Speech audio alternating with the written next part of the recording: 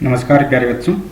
तो आज की वीडियो में 10वीं बोर्ड कक्षा में पढ़ने वाले विद्यार्थियों के लिए एक मॉडल पेपर के बारे में जो महत्वपूर्ण प्रश्न है उनके बारे में बताया गया है। तो हम एक एक करके इन प्रश्नों को देखते हैं। देखिए, प्रश्न संख्या पहला दिया गया है इसमें से कि परिमेय संख्या 7/80 का प्रसार क्या होगा, यानी कि दशमलव जो प्रसार है वो क्या होगा इसका।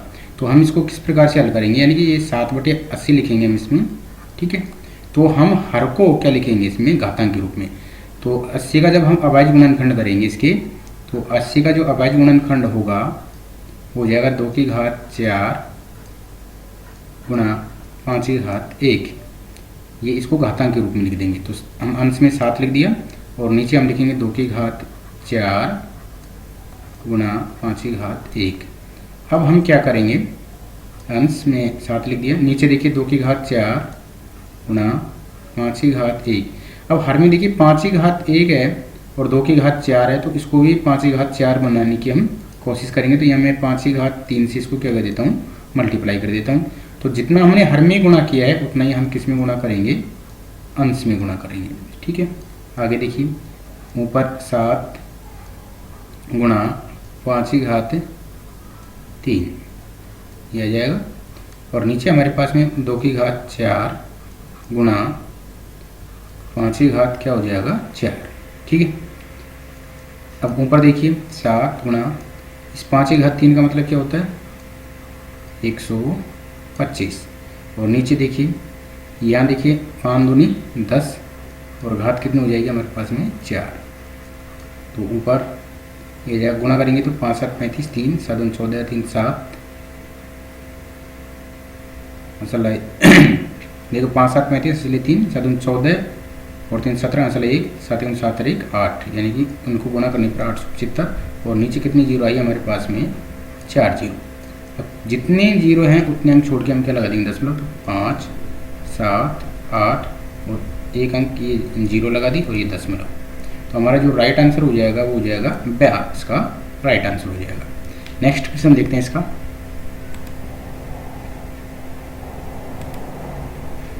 ये देखिए, निम्न द्विघात बहुपद नहीं है, तो इसका आंसर राइट हो जाएगा ए, क्योंकि चर की जो घात है एक धनात्मक पूर्णांक होनी चाहिए, धनात्मक पूर्णांक होनी चाहिए। तो देखिए इन सब में धनात्मक पूर्णांक है चर की घात, लेकिन यहाँ पे हमारे पास में चर की घात धनात्मक पूर्णांक नहीं है, इसलिए ये द्विघात बहुपद नहीं होगा। तो ए इसका राइट आंसर हो जाएगा। अगला प्रश्न देखते हैं इसमें से। ये दिया है, यदि दो चर वाले रैखिक समीकरण युग्म के हल नहीं हो तो उसके आलेख क्या होंगे। तो उस हल नहीं हो तो हल नहीं होंगी तो दो रेखाएं कैसी होंगी, समांतर होंगी। तो ब इसका हमारा सही आंसर हो जाएगा। नेक्स्ट क्वेश्चन ये दिया है, द्विघात समीकरण के मूल वास्तविक और भिन्न भिन्न होने के लिए शर्त क्या है। तो द्विघात समीकरण के वास्तविक और भिन्न भिन्न होने के लिए जो शर्त होती है वो क्या होता है, b² - 4ac का मान 0 से बड़ा, यानी कि इसका सही आंसर इसका सही हो जाएगा। देखिए 3 कंडीशन होती है, इस कंडीशन में तो क्या होंगे हमारे पास मूल कैसे होंगे, मूल बराबर वे वास्तविक होंगे, ठीक है। और इसमें देखिए जी इससे 0 से छोटा है तो मूल कैसे होंगे, काल्पनिक होंगे, कैसे होंगे, काल्पनिक होंगे। और इसमें मूल वास्तविक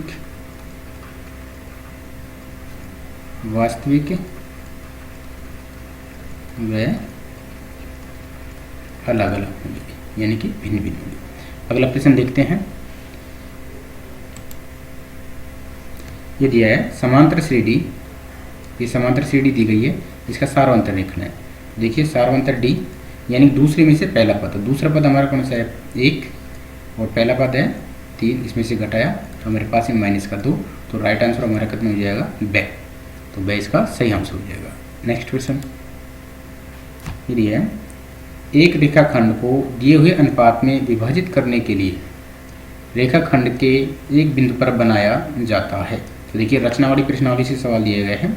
तो जब हम अनुपात में विभाजित करते हैं तो उस रेखाखंड से नीचे की ओर हम न्यून कोण बनाते हैं, तो इसका द आंसर सही हो जाएगा। अगला प्रश्न देखते हैं। ये दिया है बिंदु 5-2 की x अक्ष से दूरी होगी। तो देखिए x अक्ष से दूरी, तो x अक्ष से दूरी क्या होती है? y निर्देशांक। तो हमारे पास में इसका राइट आंसर माइनस का 2 हो जाएगा, यानी कि x जो अक्ष है, x अक्ष से दूरी वो होती है y निर्देशांक, और y निर्देशांक हमारे पास में यह कितने? माइनस का 2। तो इसका राइट आंसर दैस ही हो जाएगा। नेक्स्ट क्वेश्चन देखते हैं। ये दिया है साइन स्क्वायर 25 डिग्री और कॉस स्क्वायर 25 डिग्री का मान क्या हुआ। तो देखिए ये तो सरसमीका बन रही है, क्योंकि हम जानते हैं, देखिए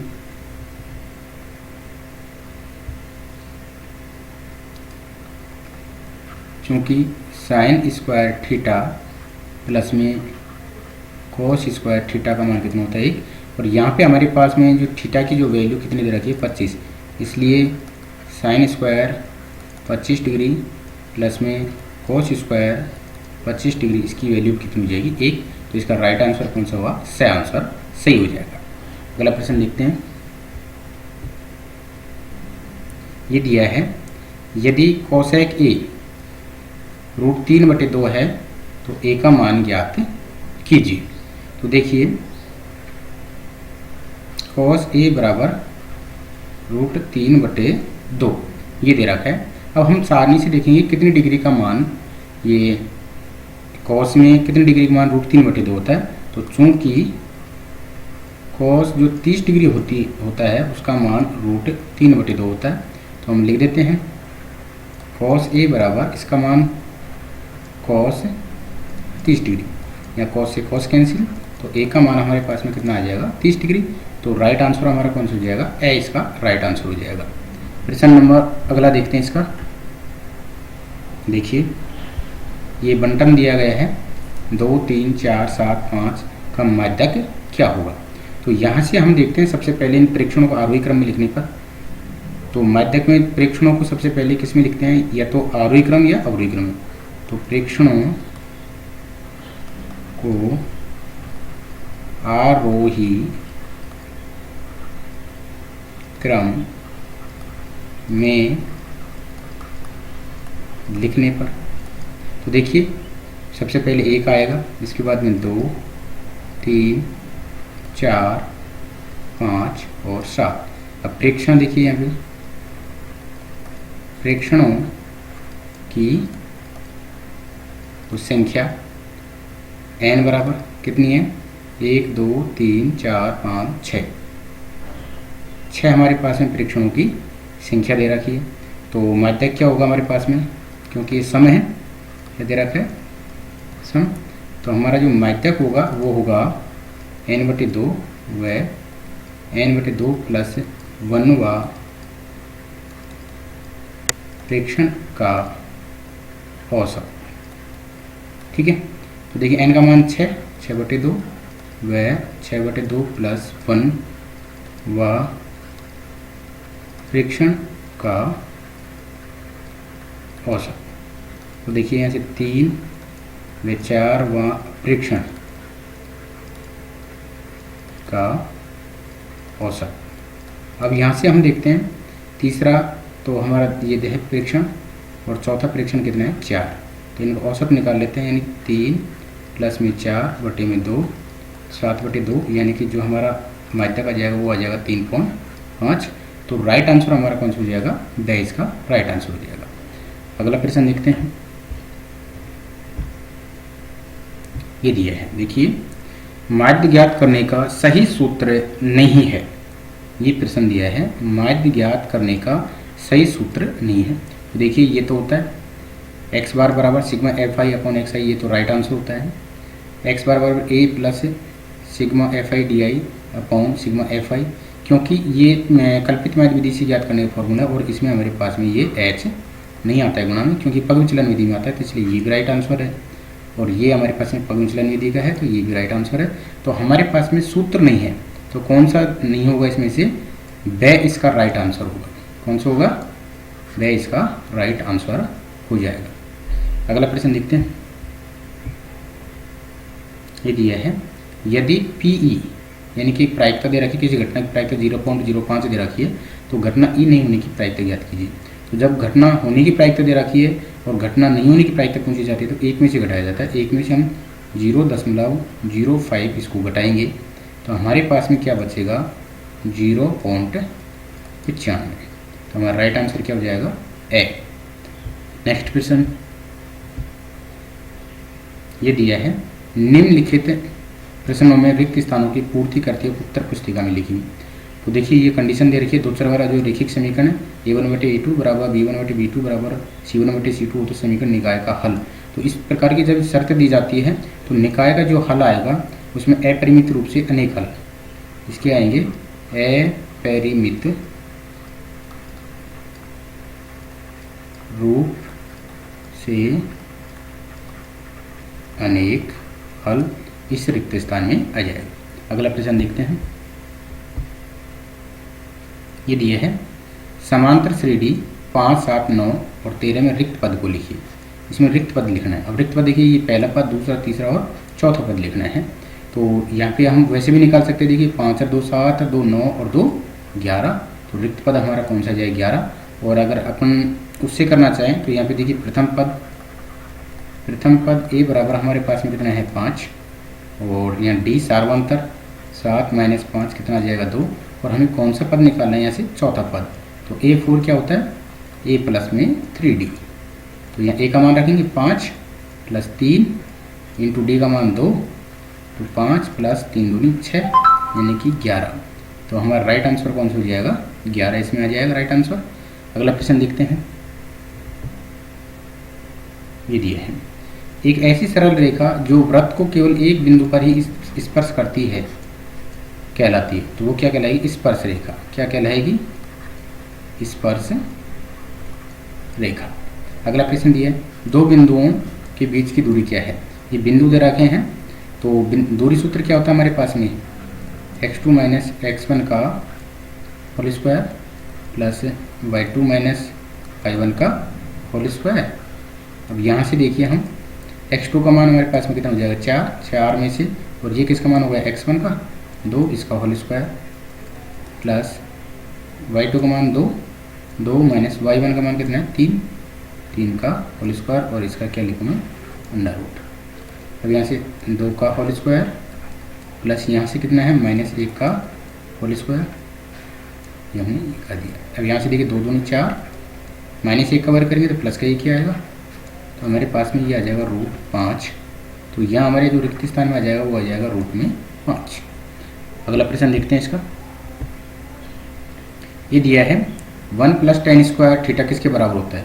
तो 1 + tan² थीटा किसके बराबर होता है? sec² थीटा के बराबर। किसके बराबर होता है? sec² थीटा के बराबर। प्रथम 10 समप्राकृत संख्याओं का माध्य क्या हुआ? तो देखिए प्रथम 10 समप्राकृत संख्या कौन कौन सी होंगी? प्रथम 10 समप्राकृत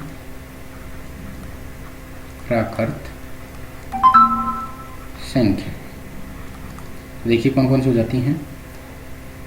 हम देखते हैं 2, 4, 6, 8 इस तरह से कहाँ तक आएंगी? ये 20 तक आएंगी।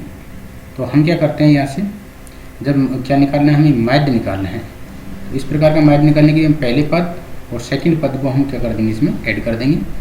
2 + में 20 और यहाँ पे कितने का भाग देंगे? 2 का, ये 22/2। तो हमारे पास में कितना आ जाएगा? ये 11। तो समांतर श्रेणी से भी हम इसको निकाल सकते हैं। तो इसका राइट आंसर कितना हो जाएगा? 11। अगला देखिए, इसमें से ये दिए हैं। अब देखिए अति लघुतरात्मक जो प्रश्न दिए गए हैं उनको हमने अलग से हल करके आपको एक PDF डाल रखी है, जिसका लिंक आपको डिस्क्रिप्शन में दिया जाएगा वीडियो की। तो वहाँ से आप इन प्रश्नों के हल देख सकते हैं। तो मैं इन प्रश्नों को देखिए, ये प्रश्न दिया गया, इस तरह के प्रश्न पूछा जा सकता है आपसे। अति लघुतरात्मक अभाज्य गुणनखंड विधि द्वारा 510 और 92 का में से पे यानी कि HCF याद कीजिए।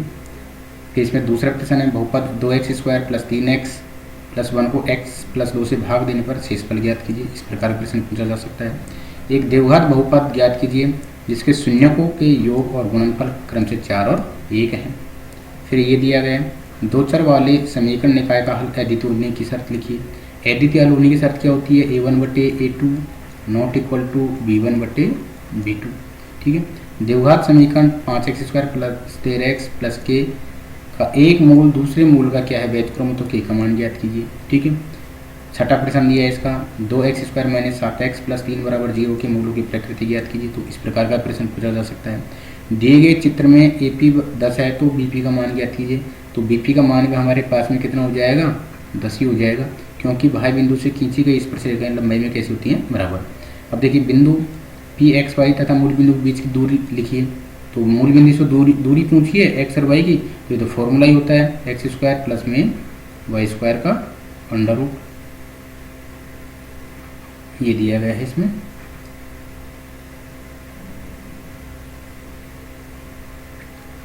इसके ही दे दिए। अब इसमें देखिए ये मान दिया गया है, ये प्रश्न नंबर 9 tan² 60 डिग्री और 3 tan² 30 डिग्री मान, तो हम सारणी से इसमें मान रख के इसका मान ज्ञात कर देंगे। ये दिया है sin 2a cos a minus 18 degree हो तो a का मान ज्ञात कीजिए। तो ये किसमें? पूर्व कोणों के त्रिकोणमितीय अनुपात का आधारित सवाल है। इसी प्रकार एक सवाल माध्यक भी दिया गया है। आगे देखिए और भी सवाल इसमें से दिए। प्रश्न नंबर 4 पे देखिए दो संख्याएं एक तरह है a और एक तरह है 18। ठीक है। इनका लघुत्तम समापवर्तक हमें दे रखा है 36, महत्तम समापवर्तक कितना दे रखा है 2। तो हमें a का मान ज्ञात करना है। तो कौन सा फॉर्मूला यूज होगा? संख्याओं का गुणनफल, दो संख्याओं का गुणनफल गुणान लैसे पे गुणा मैसे पे बराबर में क्या हो जाएगा? लैसे पे गुणा मैसे पे। अब द्विघात बहुपद x² प्लस 7x प्लस 12 के शून्य ज्ञात कीजिए और शून्यकों और गुणांकों के बीच संबंध की सत्यता की जांच कीजिए। तो इस प्रकार का प्रश्न आपसे पूछा जाएगा। रैखिक समीकरण युग्म x प्लस y बराबर 14 और x माइनस y बराबर 4 को विलोपन विधि, यानी कि यहाँ से तुमसे या तो विलोपन विधि का देगा या प्रतिस्थापन विधि का देगा। ठीक है। द्विघात समीकरण के इसके मूल ज्ञात करने हैं। अब हमें देखिए यहाँ पे कोई विधि नहीं दी गई है, तो हम इसको गुणनखंड विधि से भी निकाल सकते हैं, द्विघात सूत्र से भी निकाल सकते हैं। ठीक है। ये देखिए समांतर श्रेणी के प्रथम 22 पदों का योग, तो 22 पदों का योग निकाल देंगे, क्योंकि प्रथम पद हमें ये दे रखा है। सारवंतर हम निकाल देंगे, वो आ जाएगा -5 आ जाएगा, और हमें n का मान कितना दे रखा है 22। तो हम प्रथम n पदों को योग का फॉर्मूला लगा देंगे, तो इस प्रश्न को हम हल कर देंगे। आगे देखिए इसमें से प्रश्न नंबर 9 दिया है किसी समांतर श्रेणी का प्रथम पद a 4 दे रखा है, सारवंतर -3 दे रखा है, तो समांतर श्रेणी के प्रथम 4 पद लिखिए। तो देखिए हमें प्रथम पद दे रखा है, सारवंतर दे रखा है, आराम से निकाल सकते हैं। यानी पहला पद तो 4 ही है, तो हम दूसरे से कहाँ तक निकल, प्रथम 4 पद पूछा है, तो हम इसमें से एक तो दूसरा पद, तीसरा पद, दूसरा, तीसरा, चौथा, क्योंकि ये तो पहला, दूसरा, तीसरा और चौथा, इस तरह से हम इसमें से 4 पद निकाल देंगे। इसमें 7.5 सेंटीमीटर का एक रेखाखंड कीजिए और उसे 3:2 में विभाजित करना है। तो कैसे करते हैं? इस तरह से एक रेखाखंड खींचेंगे। ठीक है। ये रेखाखंड खींचती है मान लीजिए BC 7.5 का, इसे न्यून कोण बनाते ही किरण खींचेंगे। या अनुपात कितने दे रखे हैं? 3:2 दे रखे हैं, तो अनुपातों को योग कर लेंगे हम। 3 और 2 कितना हो जाएगा? 5। तो इसमें 5 बराबर चाप काट देंगे, 1 2 3 4 5। ठीक है। इनका नाम हम क्या रख देंगे? B1 B2 B3 B4 B5। सबसे पहले हम B5 को किससे मिलाएंगे? C से मिलाएंगे। इसके बाद में हम क्या करेंगे, इसमें से इसके यहाँ जितना कोण बन रहा है उतना कोण बनाएंगे और उसको किससे मिलाएंगे? B2 से मिलाएंगे। यहाँ से यहाँ पे हम कोण बनाएंगे, इस तरह से बना देंगे, तो ये अनुपात में विभाजित हो जाएगा। ये देखिए 2 tan² 45 degree, cos² 30 degree, minus sin² 60 degree मान, तो सारणी से मान रखें हम इसका मान ज्ञात कर सकते हैं। ये देखिए पूर्व कोणों के त्रिकोणमितीय अनुपात, क्योंकि 61 और 29 का योग कितना हो रहा है? 90। तो पूरक कोणों के त्रिकोणमितीय अनुपात का आधारित सवाल है, तो इसमें से हम किसी एक को चेंज कर देंगे। ठीक है। प्रश्न ये दे रखा है 5 सेंटीमीटर त्रिज्या वृत्त के 9 सेंटीमीटर दूर बाह्य बिंदु से स्पर्शरेखा युग्म की रचना करनी है। तो कैसे करना है? हमें 5 सेंटीमीटर त्रिज्या क्या बनाएंगे? वृत्त बनाएंगे। ये वृत्त बना दिया। इसके केंद्र से 9 सेंटीमीटर दूर हमें क्या लेना है? कोई बिंदु ले लिया। कितने सेंटीमीटर दूर? 9 सेंटीमीटर। अब यहाँ से हम क्या करेंगे? सबसे पहले इस रेखाखंड का लंबसम द्विभाजक करेंगे। तो लंबसम द्विभाजक कैसे करते हैं? आधी से ज़्यादा दूरी भर के, तो एक चाप ऊपर काट देंगे, एक चाप नीचे, इस बिंदु से एक ऊपर और एक नीचे, इस तरह से ये लंब ये आ जाएगा। ठीक है। फिर यहाँ पे ये बिंदु कौन सा हो जाएगा? M हो जाएगा। इसको यहाँ से और यहाँ तक की हम दूरी माप लेंगे, तो इस तरह से एक वृत्त बनेगा। ठीक है। तो फिर इनको ऐसे खींच देंगे, ये इस पर से दिखाई जाएंगे। आगे देखिए प्रश्न, इसमें प्रश्न नंबर 14 दिया गया है, निम्नलिखित सारणी किसी अस्पताल में एक विशेष वर्ग में भर्ती हुए रोगियों की आयु को दर्शाते उपयुक्त आंकड़ों का बहुलक पूछा है। तो बहुलक में बिल्कुल कोई सारणी नहीं बनानी पड़ती है, सिर्फ हमें यहाँ पे क्या देखना है, बारंबारता 23 है, तो ये हमारा बहुलक वर्ग हो जाएगा। तो इसका मतलब F1 का मान तो हमारा ये हो जाएगा, और F0 यानी कि इससे पहले वाला हो जाएगा, और ये हमारे पास में F2 का मान हो जाएगा। और बहुलक का जो फॉर्मूला होता है वो होता है L plus F1 minus F0 बटे 2F1 minus F0 minus F2 नामी H। तो F1 का मान निकाल लिया, F0 F2 के मान, और H का मान क्या है, इनका अंतराल कितना दे रखा है। तो इसमें अंतराल कितना है 10 का, तो इसका मान 10 हो जाएगा। इसी प्रकार यहाँ प्रश्न नंबर 15, एक गांव की ढाणी है, 25 परिवार प्रतिदिन निम्न बारह का बंटन द्वारा दिया गया है, उसका माध्य व्यय ज्ञात करना है। तो सबसे पहले हम इसमें किसका मान ज्ञात करेंगे, हम XI का मान ज्ञात करेंगे। इसके बाद में हम एक कॉलम FI गुना XI ज्ञात करेंगे, सिग्मा FI का योग ज्ञात करेंगे, और सिग्मा FI और XI का योग ज्ञात करेंगे। ये प्रायिकता से संबंधित सवाल दिए। प्रश्न नंबर 16, एक डिब्बे में 7 लाल कंचे, 10 सफ़ेद कंचे, 5 हरे कंचे हैं। इस डिब्बे में एक कंचा यादृच्छिक से निकाला जाता है। इसकी प्रायिकता क्या है कि कंचा सफ़ेद हो और हरा हो। तो कुल परिणाम निकालेंगे पहले। तो कुल परिणाम हमारे पास में कितने हो जाएंगे, 7, 10, 17 और 5, 22। ठीक है, अब हम आराम से निकाल सकते हैं सफ़ेद होने की, क्योंकि सफ़ेद कंचे कितने हैं हमारे पास में 10, तो 10/22 हो जाएगा। ठीक है, इसकी प्रायिकता। और हरा कंचा कितने हैं 5, तो 5/22 इसमें से हरा कंचा होने की। आगे प्रश्न देखते हैं। इसमें से ये दिया है 1 से 100 तक के मध्य 6 से विभाजित होने वाली संख्याओं को योगफल ज्ञात कीजिए। तो 1 से 100 तक 6 से विभाजित होने वाली संख्याओं की सूची बनाएंगे जो 6 से विभाजित हैं। तो सबसे पहले कौन सी आएगी, सूची बनाएंगे तो सबसे पहले हमारे पास में आएगी 6, इसके बाद में 12, इसके बाद में 18। ठीक है, इस लास्ट में देखेंगे, लास्ट में हमारे पास में कितने जा रहा है 96। तो यहाँ से सबसे पहले हम किसका मान निकालेंगे, पदों यानी कि n का मान निकालेंगे। किसका मान निकालेंगे, n की वैल्यू, और इसके बाद में हम क्या निकालेंगे, उनका योग निकाल देंगे। ठीक है, चाहे अथवा में दिया इस प्रश्न को हल कर सकते हैं। उस समांतर श्रेणी प्रथम 22 पदों को योग ज्ञात कीजिए जिसमें सारगन तत्व D दे रखे है और 22वां पद दे रखे है। तो 22वां पद यानी कि A22 हमें दे रखे है 149 दे रखा है, और D का मान भी हमें दे रखा है 7। तो यहाँ से हम निकालेंगे, तो इसको देखो A प्लस इसको लिख सकता हूँ 21D। तो मैं यहाँ D का मान रखूँगा तो हमारे पास में A की वैल्यू आ जाएगी। ठीक है, A और D की वैल्यू आके हम फिर फॉर्मूले यूज कर देंगे। एक्स अक्ष पर वह बिंदु ज्ञात कीजिए जो A बिंदु जिसके निर्देशांक 2 और -5 है, बिंदु B जिसके निर्देशांक -2 और 9 से समदूरस्थ है। तो बिल्कुल इसको कर सकते हैं अपन। कैसे कर सकते हैं इसको, इस तरह से, ये A बिंदु है, ये B बिंदु है, और यहाँ मान लीजिए P बिंदु है। कौन सा बिंदु है, P। ठीक है, ये P बिंदु है, और ये एक्स अक्ष पर स्थित है, इसलिए इसके निर्देशांक किसके होंगे बताओ, x0 रूप के होंगे। अब यहाँ से हम क्या करेंगे, AP बराबर BP, और फिर इनका वर्ग कर देंगे और दूरी सूत्र लगा देंगे। फिर या फिर अथवा में दे रखा है उस त्रिभुज का क्षेत्रफल ज्ञात कीजिए जिसके शीर्ष -1, -4, 6, -3 और 5 है।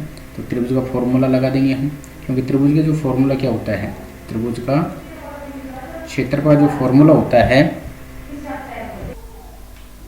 तो हम इसमें त्रिभुज का क्षेत्रफल लगा देंगे। और जो त्रिभुज का जो क्षेत्रफल होता है 1/2 x1 y2 minus y3 plus x2 y3 minus y1 plus x3 y1 minus y3। ठीक है, अब प्रश्न नंबर जो 19 दिया है, दर्शाइए कि cos A बटे sin A plus 1 plus sin A cos A बराबर 2 sec A। तो इसको हमें सिद्ध करना है। इसी प्रकार अथवा में ये प्रश्न दे रखा है 1 plus sin A upon 1 minus sin A का अंडर रूट प्लस बराबर sec A plus tan A। इसको भी हमें सिद्ध करना है, यानी कि त्रिकोणमिति में से सवाल दिया गया है। आगे देखते हैं प्रश्न, ये दिया गया, देखिए प्रश्न 20 है।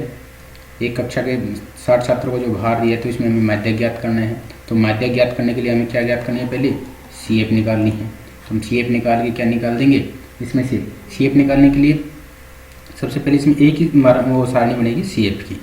तो हम इसमें CF निकाल लेंगे। CF निकाल के हम क्या कर देंगे, F का मान निकाल लेंगे, n/2 का मान निकाल देंगे, H का मान निकाल देंगे और फॉर्मूला यूज कर देंगे। अथवा में बहुलक वाला सवाल दिया तो बहुलक वाला कर देंगे। ठीक है। प्रश्न नंबर 21 जो कि क्या दिया है, ये समीकरण दिए गए हैं, ग्राफ खींचनी है, एक्स अक्ष और रेखाओं से त्रिभुज के निर्देशांक लिखने हैं और त्रिभुजाकार जो पटल उसको छायांकित करना है। तो इस प्रकार ये ग्राफ का सवाल हो गया। आगे देखिए प्रश्न नंबर जो 22 है वो दिया गया है। अब ये 22 को प्रश्न जो दिया गया है, देखिए ये दिया है, रचना से संबंधित सवाल है। ए बी 5 सेंटीमीटर लंबाई का एक रेखाखंड खींचिए, बिंदु बी को केंद्र मानकर 2.2 सेंटीमीटर त्रिज्या का वृत्त बनाइए और इस वृत्त पर बिंदु ए से स्पर्शरेखा खींचिए। अथवा में सवाल भी दिया गया, रचना पर सवाल है, ये त्रिभुजवाड़ा है। तो इसमें से आपके अथवा में या एक तो वृत्तवाड़ा सवाल पूछा जाएगा और एक त्रिभुजवाड़ा सवाल पूछा जाएगा। ठीक है। प्रश्न नंबर जो 23 दिया गया है उसमें माध्य जेब खर्च तो दे रखा है और हमें लुप्त बारंबारता का मान ज्ञात करना, यानी कि इसमें एक्स बार बराबर sigma F I x I upon sigma F I वाला फॉर्मूला यूज होगा, या फिर तुम बहुलक वाला सवाल हल ज्ञात कर सकते हैं। तो प्यारे बच्चों, इस जो वीडियो है आज की, इसमें बहुत ही महत्वपूर्ण सवाल बताए गए हैं। तो वीडियो को ज़्यादा से ज़्यादा शेयर करें और इसको ध्यानपूर्वक देखें और देखिए प्रश्नों को किस प्रकार आपको हल ज्ञात करना है, इसमें थोड़ा सा हम ये बता देते हैं। तो देखिए हमको लिखना है, सबसे पहले यहाँ पे खंड ए लिखना है। क्या लिखना है? खंड ए। ठीक है। और खंड ए में 12 प्रश्न आपको दिए जाएंगे। तो अपन पहले का पहला प्रश्न लिख देंगे, पहले का दूसरा प्रश्न लिख देंगे, पहले का तीसरा प्रश्न लिख देंगे। अब खंड ए में ए सही है तो हम ए आंसर लिखेंगे, खंड बे सही है तो बे लिखेंगे, इसमें से सही है तो से लिख देंगे। इसी प्रकार दूसरे का पहले में लिख देंगे, क्या आ रहा है, जैसे स्पर्श रेखा आ गई पहले में, मान लो कोई आंसर, दूसरे के दूसरे में क्या आंसर आया, दूसरे के तीसरे में, इस प्रकार हमें प्रश्न संख्या डालनी है। इसी प्रकार तीसरे का पहला प्रश्न, क्योंकि तीसरे में 12 प्रश्न होंगे, तीसरे का दूसरा प्रश्न, तीसरे का चौथा प्रश्न। तो इस प्रकार से आपको कॉपी को जो है एंट्री करनी है, यानी कि प्रश्नों के जवाब देने हैं। तो प्यारे बच्चों, वीडियो को ध्यानपूर्वक देखें। धन्यवाद।